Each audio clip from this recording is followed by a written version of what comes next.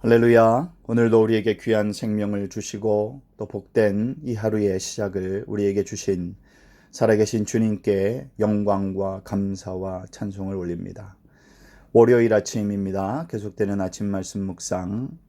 오늘은 로마서 7장 11절부터 13절까지의 말씀, 로마서 7장 11절부터 13절까지의 말씀을 통해서 오늘 이 아침에 우리에게 주시는 하나님의 말씀 같이 나누도록 하겠습니다.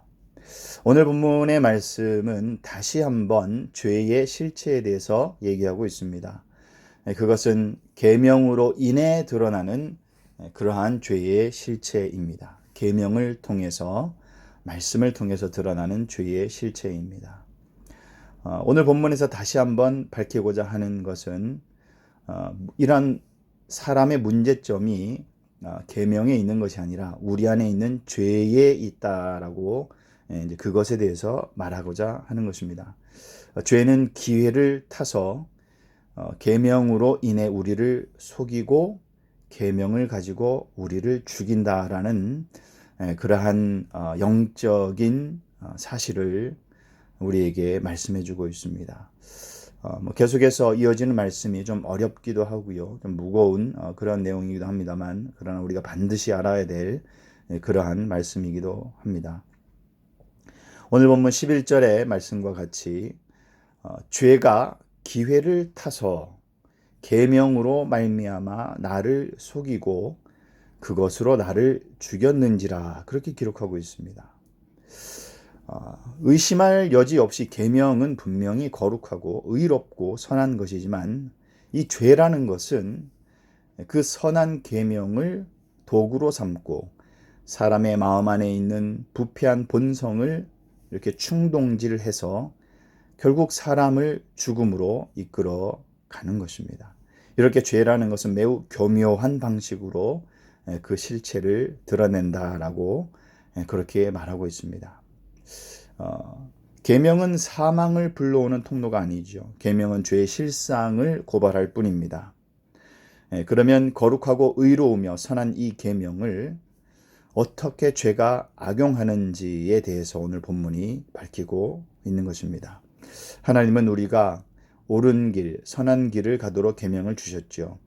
그래서 계명에는 거룩하고 선한 하나님의 뜻이 담겨져 있습니다. 그러나 우리 안에 있는 이 죄는 이러한 율법도 악하게 이용해서 결국 우리 자신을 사망으로 이끌도록 한다라는 이 사실도 사실은 우리가 깊이 생각해야 하는 것입니다. 거룩한 율법을 오히려 도구로 삼고 우리 안에 있는 온갖 탐심을 채우고 우리를 죽음으로 이끈다라는 이 놀라운 사실을 오늘 본문이 증언하고 있습니다. 무서운 일이죠. 죄의 본성은 거룩한 율법마저 악용하고 그것으로 나의 욕심과 욕망을 채우는 도구로 사용한다는 그 사실이 참 놀랍고 두렵고 또 안타깝고 그렇습니다. 그래서 우리는 이러한 죄의 실체를 깨달아야 하는 것입니다. 죄는 계명을 통해서 틈을 타고 들어온다고 그렇게 말합니다. 그리고 우리를 속입니다.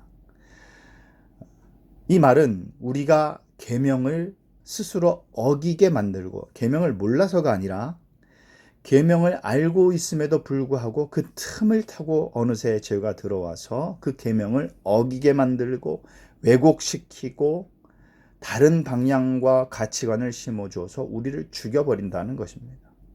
이렇게 죄라는 것은 속성이 굽게 만들고, 성경은 이제 굽게 만든다라는 표현을 많이 합니다. 속이고 왜곡시키는 것입니다. 죄는 이 선한 계명마저도 이렇게 우리 속에서 악용하는 또 다른 가치관을 심어줘 버리는 것이죠. 그래서 우리는 더욱 적극적인 자세로 이 죄에 대해서 알고 대항해야 하는 것입니다. 계명은 죄에 대해 죽게 만들고 생명에 이르게 하죠.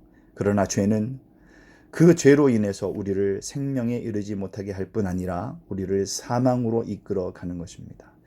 둘 다 계명도 죄도 우리를 죽입니다. 죽이는 기능을 가지고 있습니다. 그러나 그 결과는 완전히 다르죠.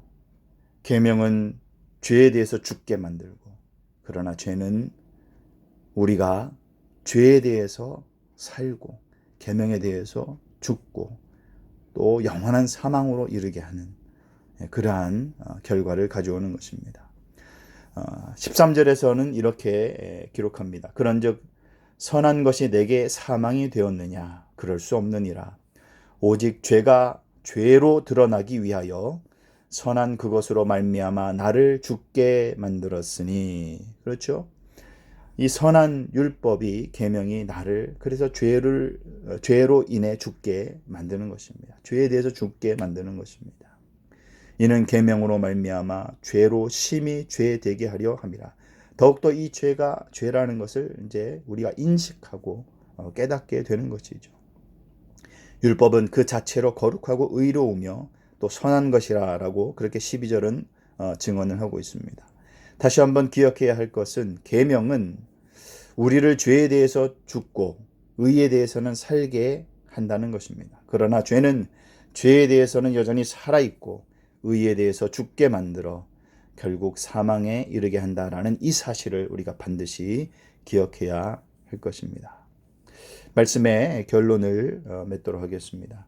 계명을 지키는 것만으로는 우리에게 생명과 영생과 천국이 담보되지 않습니다. 죄에는 하나님의 계명마저도 악용하게 만드는 능력이 있기 때문에 그렇습니다. 계명을 통하여 우리는 우리 내면에 숨어있는 죄의 실체를 마주 보아야 합니다.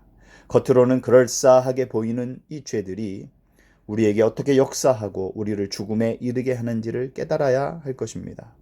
어떠한 죄들은 우리 마음에 너무도 밀접하게 달라붙어 있어서 어떤 것이 하나님의 뜻이고 어떤 것이 내 뜻과 내 탐심인지도 구분하지 못하게 만드는 그런 무서운 죄의 영향력이 있습니다. 이 시대에서 우리는 더욱더 이 말씀을 그래서 깊이 묵상해야 합니다. 뭐 그렇게 말씀을 자꾸 강조하느냐? 아니요. 더 말씀을 우리가 깊이 묵상을 하고 하나하나 뜯어보면은 그 말씀의 능력과 그 깊이가 정말 헤아릴 수 없는 깊은 그러한 기품이 있음을 우리가 알아야 하는 것입니다. 그 말씀을 통해서 우리가 분별력과 지혜와 능력을 얻어야 할 것입니다. 오늘도 우리의 지혜와 능력 대신 주의 말씀에 우리가 붙잡혀 거룩한 길로 행하는 그러한 저와 여러분 되시기를 예수님의 이름으로 축원합니다.